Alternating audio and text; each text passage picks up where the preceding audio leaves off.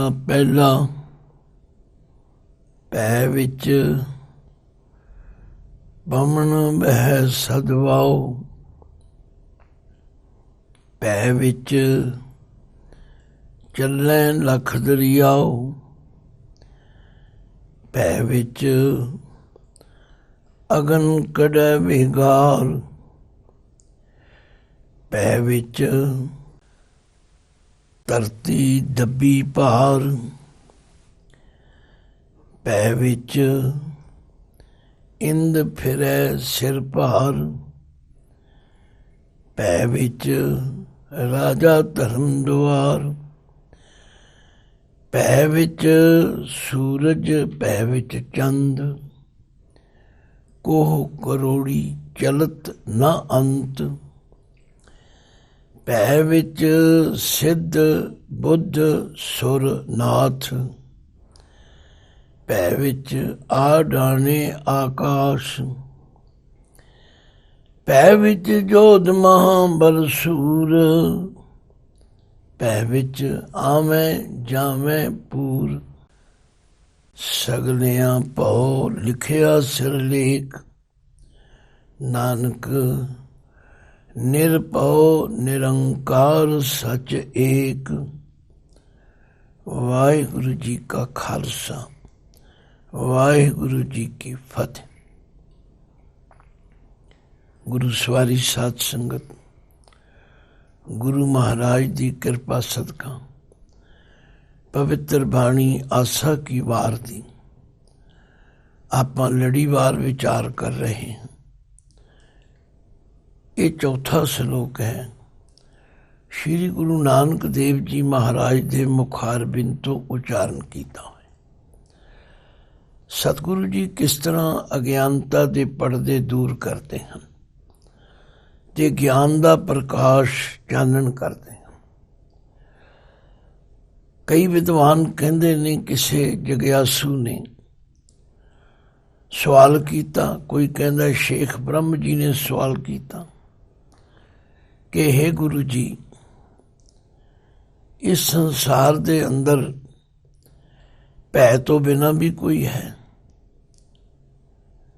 ਗੁਰੂ ਨਾਨਕ ਦੇਵ ਪਾਤਸ਼ਾਹ ਜੀ ਨੇ ਫਰਮਾਇਆ, ਸ਼ਲੋਕ ਮਹਿਲਾ ਪਹਿਲਾ। ਪੈ ਵਿੱਚ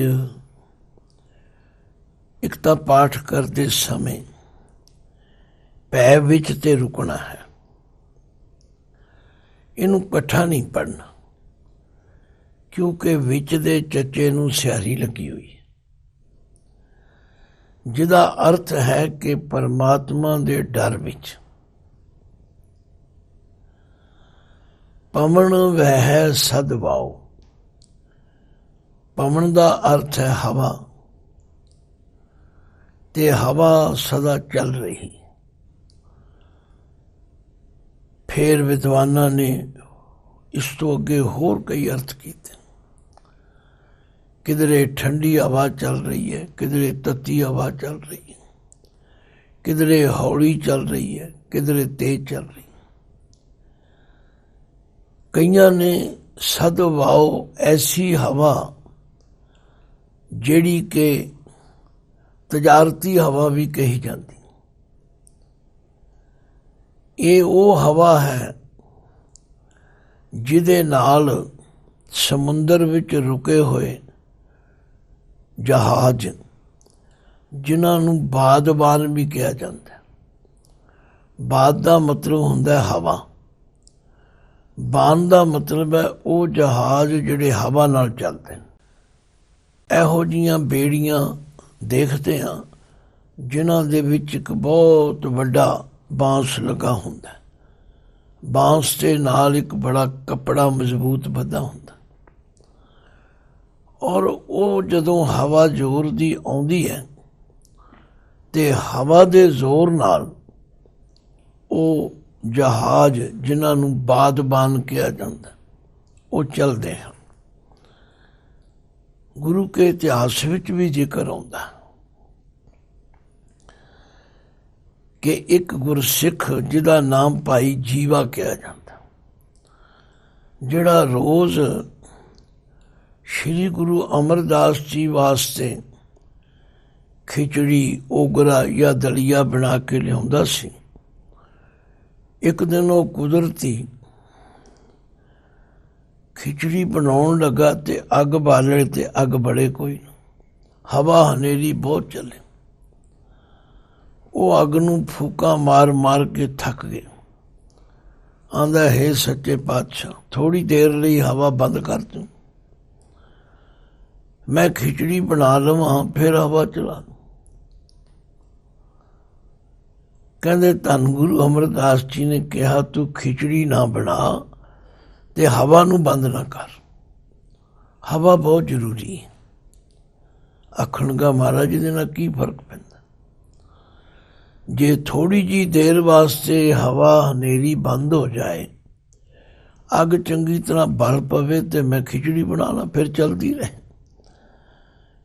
सतगुरु कहन लगे नहीं पाई, ये हवा भी बड़ी जरूरी, ये अकाल पुरख दे हुक्म विच है। अनेकां जीव जेड़े जहाज़ां विच बैठे हुए, बेड़ियां विच बैठे हुए बड़े बड़े व्यापारी अरदासां कर रहे हैं, हे महाराज हवा चलाओ, हवा चलेगी साडा जहाज चलेगा, असी अपने ठिकाने ते पहुंचांगे, व्यापार करांगे, परिवार नूं मिलांगे, होर गल्लां। कहण दा मतलब इस बरीकी भी जाके सोचीए तो फिर पता लगदा कि परमात्मा ने सारियां दा ध्यान रखना, सब दियां अरदासां सुननियां ने, सब दियां लोड़ां पूरियां करनियां। ते असी लोग ते स्वार्थी हाँ, अपने मतलब ली हवा चाहुंदे। पर महाराज कहंदे नहीं पाई, भै विच पवन वह सदवाओ, सदा सदा ही हवा उस दे हुक्म में चलती, जिहो जी ओदी रजा होवे ओहो जी चलती, जेड़े रुख नूं वो चलाउणा चाहे उस रुख नूं चलती। कदे परवा चलती है, कदे पछों चलती, कदे मींह लियाउण वाली चलती ते कदे मींह उड़ाउण वाली चलती। यह है सब उहदे हुक्म। हुण इन्नी बरीकी विच असी लोग नहीं जानते, असी ते हवा हवा चल रही है, चल इत्थे तक ही। पर धन गुरु नानक देव पातशाह फरमांदे ने, भै विच पवन वह सदवाओ, भै विच चलै लख दरियाओ। लख गिणती का शब्द है। दरिया असी आम जानते हैं, नदियां चलदियां हैं, दिन रात चलदियां, कदे रुकदियां नहीं। नहीं तो बंदा थोड़े दिन चले, थोड़ा समा चले, कहना मैं थक गया, पर दरिया निरंतर चल रहे। ये सब उहदे हुक्म विच अपनी ड्यूटी निभा रहे। भै विच अगन कढै विगार। विगार शब्द जिहड़ा है ये असी आम अपनी गलबात विच वरतदे हां।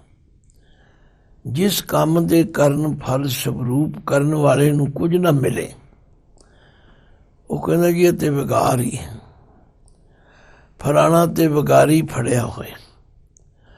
विगार दा आखरी अर्थ है जिसका निजी तौर ते करन वाले नूं कोई लाभ ना हो। तो महाराज कहते ने ये जिहड़ी अग है कढै बेगार, ये भी उस मालक दे हुक्म विच साडियां लोड़ां पूरियां कर रही।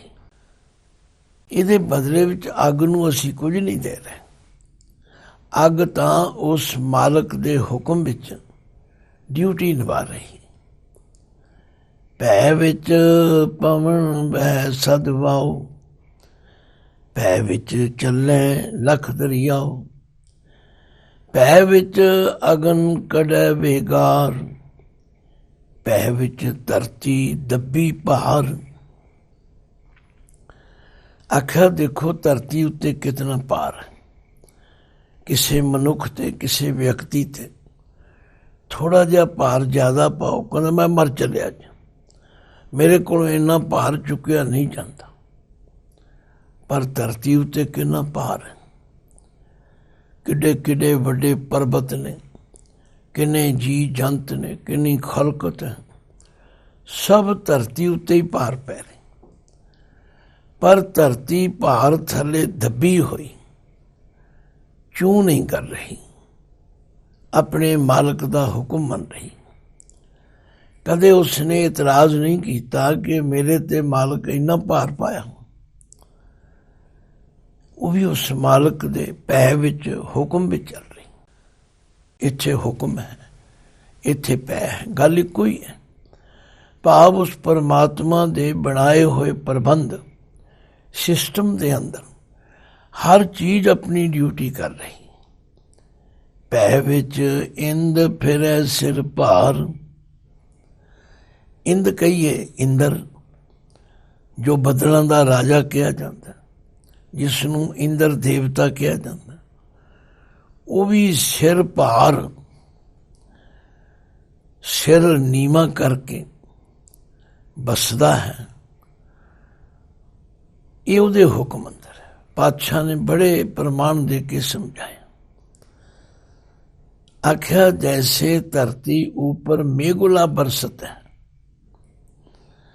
ਬੱਦਲ ਜਿਵੇਂ ਧਰਤੀ ਉੱਤੇ ਪੈਂਦਾ, ਜਿੱਥੇ ਜਿੱਥੇ ਮਾਲਕ ਦਾ ਹੁਕਮ ਹੁੰਦਾ, ਜਿਤਨਾ ਜਿਤਨਾ ਮਾਲਕ ਦਾ ਹੁਕਮ ਹੁੰਦਾ ਉਤਨਾ ਉਤਨਾ ਬਰਸਦਾ। ਕਹਿਣ ਦਾ ਮਤਲਬ ਉਹ ਵੀ ਜਿਸ ਨੂੰ ਇੰਦਰ ਦੇਵਤਾ ਕਹਿੰਦੇ ਨੇ, ਉਹ ਵੀ ਉਹਦੇ ਹੁਕਮ ਵਿੱਚ ਡਿਊਟੀ ਪਾਲਣ ਕਰ। ਪੈ ਵਿੱਚ ਇੰਦ ਫਿਰੈ ਸਿਰ ਭਾਰ, ਪੈ ਵਿੱਚ ਰਾਜਾ ਧਰਮ ਦੁਆਰ। ਰਾਜਾ ਧਰਮ ਰਾਜਾ ਉਸ ਦੇ ਦੁਆਰੇ ਉੱਤੇ ਆਪਣੀ ਡਿਊਟੀ ਕਰ ਰਿਹਾ, ਖੜਾ ਹੈ, ਕਿਉਂਕਿ ਪਰਮਾਤਮਾ ਨੇ ਉਸ ਦੀ ਡਿਊਟੀ ਲਾਈ। ਅਸੀਂ ਪਿੱਛੇ ਪੜ੍ਹ ਚੁੱਕੇ ਹਾਂ, ਲਿਖ ਨਾਵੈ ਧਰਮ ਬਹਾਲਿਆ।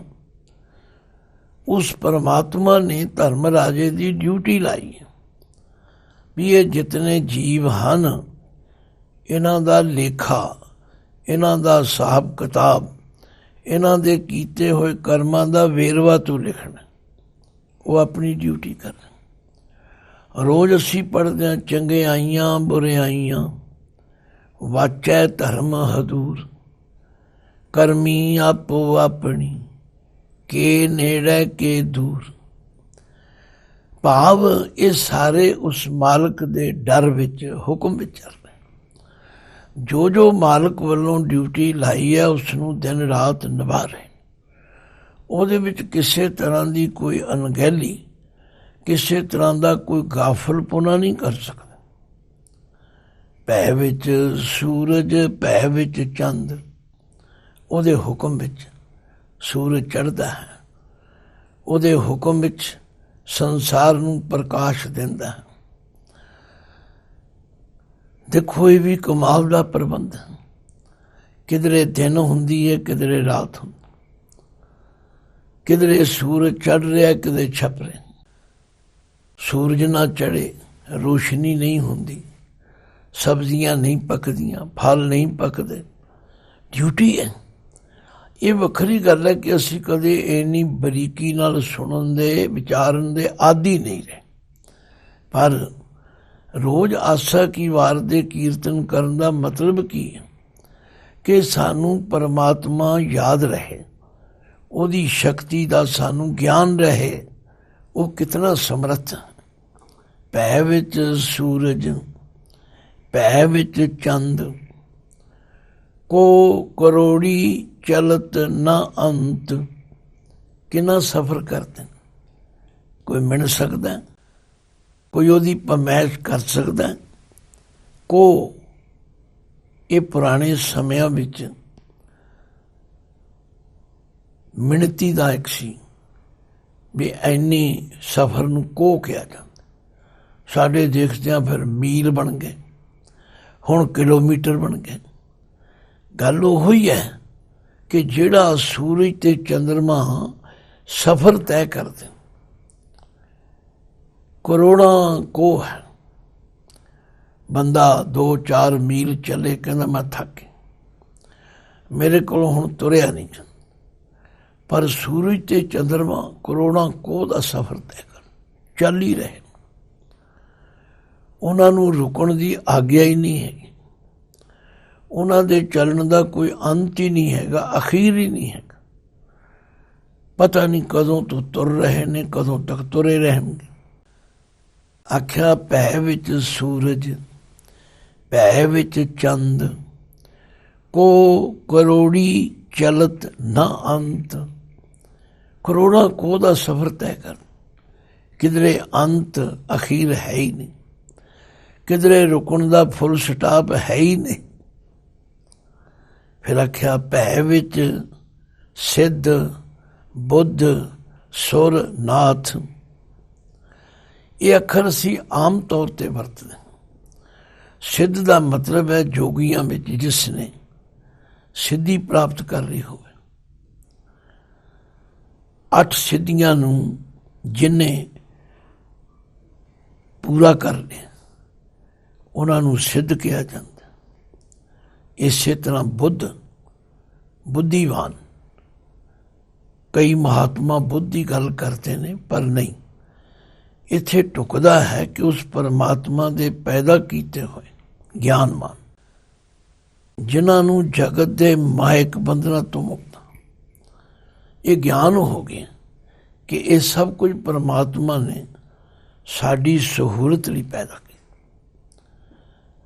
सुर देवतियां नूं कहंदे, ਜਿਹੜੇ मनुख चंगे काम करते ने मनुखी शरीर विच, उन्हां नूं असीं सहज सुभाए देवता कहते हैं। इसे तरह जोगियां विच जिहड़ा वड्डा जोगी होवे, जिहदे हुक्म विच सारे जोगी चलते, उन्होंने नाथ कहते। तो महाराज कहते हैं भै विच सिद्ध बुद्ध सुरनाथ। भै विच आडाणे आकाश। आडाणे का मतलब है ताने होए। देखो कोई असी तंबू लाने हाँ, उहदे थले सानू पोल लाने पैंदे ने, बांस लाने पैंदे ने, आसरा देना पैंदा। पर एडा वड्डा आकाश रूपी तंबू उस परमात्मा ने लाया है, इहदे थले किधरे थम्मा कोई दिता ही नहीं, पिलर कोई दिता ही नहीं। रोज पढ़ते हैं बिन थम्मा गगन रहाइंदा। ये उहदी शक्ति है, ये उहदी समर्था है कि भै विच आडाणे आकाश। भै विच जोध महाबल सूर। उहदे भै विच बड़े बड़े योधे, बड़े बड़े महाबली, बड़े बड़े सूरमे सब उहदे भै विच ने। उहदे हुक्म तो बिना कोई पता नहीं हिल सकता। इसलिए गुरु नानक पातशाह ने कहा, हुक्म अंदर सब को, बाहर हुक्म न कोय। नानक हुक्म जे बुझै, ताहों मैं कह न कोय। भै विच आवें जावें पूर। पूर शब्द कित्थे वरतिया जाता है? जिवें दरिया तो पार करने लई बेड़ी वरती जाती, ते बेड़ी विच जितने बंदे एक बारी बह जाते हैं उस नूं पूर कहते हैं। इस संसार की रचना विच कितने जीव आउंदे हन और बेड़ी इस जिंदगी रूपी बेड़ी विच बैठे हुए पूरां दे पूर आ रहे ने जा रहे हैं। ये सब उसकी मर्यादा है, ये उसका बनाया होया प्रबंध सिस्टम है। सानू गुरु पातशाह ज्ञान दे रहे। फिर अखीर च कहते हैं, सगलियां भौ लिखिया सिरलेख। सगले जितने जीव परमात्मा ने पैदा किए, जिन्हां बारे असी जानते भी नहीं, देखे भी नहीं, पर सबना दे सिर उत्ते उसने लेख लिखे। भाव हर एक का प्रबंध, हर एक की ड्यूटी लाई। क्योंकि सिर दे रारे नूं सियारी है, ਸਗਲਿਆਂ ਭਉ ਲਿਖਿਆ ਸਿਰ ਲੇਖ। ਸਭ ਦੇ ਸਿਰ ਤੇ ਉਹਦੇ ਹੁਕਮ ਵਿੱਚ ਲੇਖ ਲਿਖਿਆ ਗਿਆ। ਇੰਨਾ ਕੁਝ ਕਹਿ ਕੇ ਫਿਰ ਪਾਤਸ਼ਾਹ ਨੇ ਨਾਨਕ ਨਿਰਭਉ ਨਿਰੰਕਾਰ ਸੱਚ ਏਕ। ਨਾਨਕ ਜੀ ਫਰਮਾਉਂਦੇ ਉਹ ਪਰਮਾਤਮਾ ਜੋ ਇੱਕ ਹੈ, ਜਿਹਦੇ ਵਰਗਾ ਹੋਰ ਕੋਈ ਨਹੀਂ, ਜਿਹਦੀ ਬਰਾਬਰੀ ਹੋਰ ਕੋਈ ਨਹੀਂ ਕਰਦਾ, ਔਰ ਜਿਹੜਾ ਸੱਚ ਹੈ, ਆਦ ਸੱਚ ਜੁਗਾਦ ਸੱਚ ਹੈ ਵੀ ਸੱਚ, ਨਾਨਕ ਹੋਸੀ ਵੀ ਸੱਚ। ਜਿਹੜਾ ਨਿਰੰਕਾਰ ਹੈ, ਜਿਸ ਦਾ ਕੋਈ ਆਕਾਰ ਨਹੀਂ, ਜਿਹੜਾ ਨਿਰਭਉ ਹੈ। ਲਓ ਸਾਰੇ ਸ਼ਲੋਕ ਦਾ ਨਿਚੋੜ ਇਹ ਨਿਕਲਿਆ ਕਿ ਸਾਰਾ ਕੁਝ ਉਹਦੇ ਹੁਕਮ ਵਿੱਚ ਹੈ, ਪਰ ਆਪ ਉਹ ਪਰਮਾਤਮਾ ਨਿਰਭਉ। ਜੇ ਕੋਈ ਸਾਡੇ ਵਿੱਚੋਂ ਨਿਰਭਉ ਹੋਣਾ ਚਾਹੇ ਤਾਂ ਗੁਰਦੇਵ ਨੇ ਕਿਹਾ ਨਿਰਭਉ ਜਪੈ ਸਗਲ ਭਉ ਮਿਟੈ, ਪ੍ਰਭ ਕਿਰਪਾ ਤੇ ਪ੍ਰਾਣੀ ਛੁਟੈ। ਉਸ ਨਿਰਭਉ ਦਾ ਸਿਮਰਨ ਕਰੀਏ, ਉਸ ਨਿਰਭਉ ਦੀ ਸ਼ਰਨ ਲਈਏ ਤੇ ਅਸੀਂ ਸਾਰੇ ਡਰਾਂ ਤੋਂ ਮੁਕਤ ਹੋ ਸਕਦੇ। ਵਾਹਿਗੁਰੂ ਜੀ ਕਾ ਖਾਲਸਾ, ਵਾਹਿਗੁਰੂ ਜੀ ਕੀ ਫਤਿਹ।